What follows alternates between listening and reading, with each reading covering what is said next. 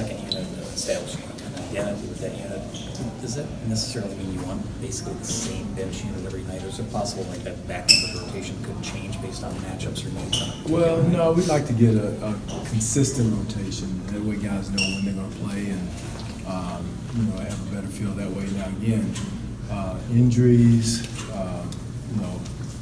potential matchup issues will play a factor, but I like to have a consistent rotation as far as first unit, second unit, and that type of thing. As guys get a better feel, get a better rhythm on both ends of the floor. Now we'll do things differently schematically, defensively, with certain players, but consistency is so important in this league. Who will you start tonight?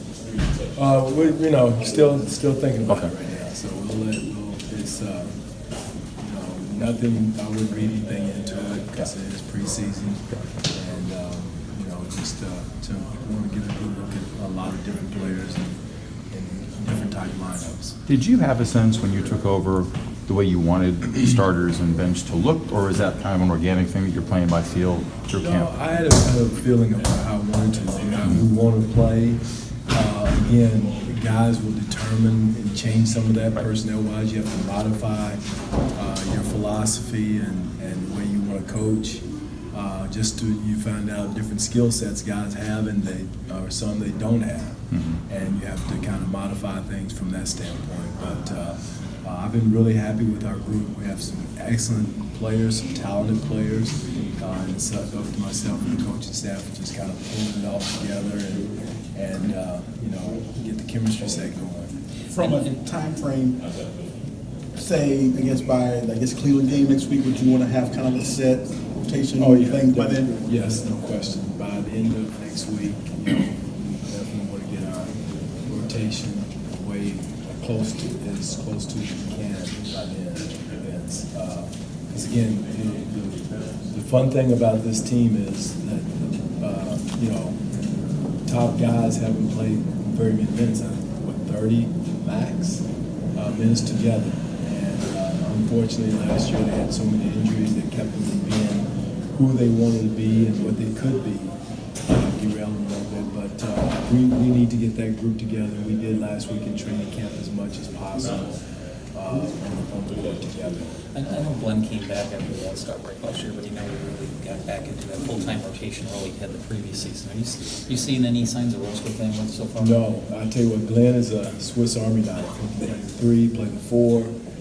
One thing you forget about is his athleticism and how athletic he is and how quick a jumper is off the mark. And really been impressed with that. And he's going to be a big piece of what we want to do. As far as his experience, his shooting, just so many positives he brings to the table. Dwane, being in the East, you have a little bit more familiarity with Dennis Schroeder than a lot of us do. How would you describe his style as a player? Very uncanny, tough, gets to the paint as well as anyone.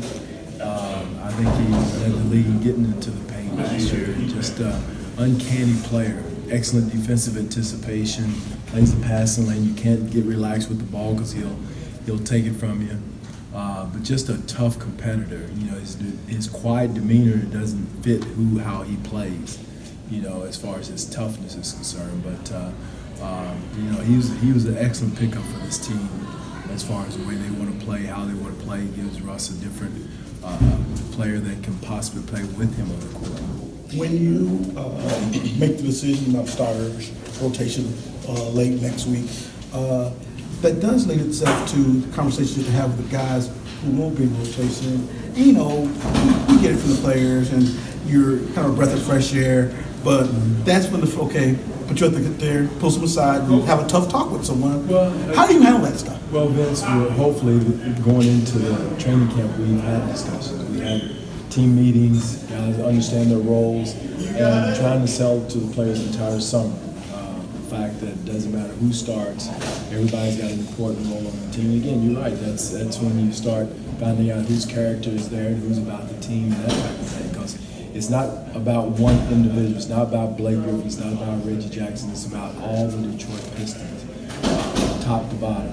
And that's the only way you win in this league. And hopefully we preached that enough this summer. I think we get caught up so much in the star system, which you got to have stars, don't get me wrong. but it's so important for everybody to embrace their role and be the MVP of their role. And we give out role cards. Everybody understands their role on the team, whether you're a starter coming off the bench. And again, if guys want to be an important member of the team, they accept the role. You always don't have to stay there. You can always go out and play your way into a higher role, a higher level, but that door is always open.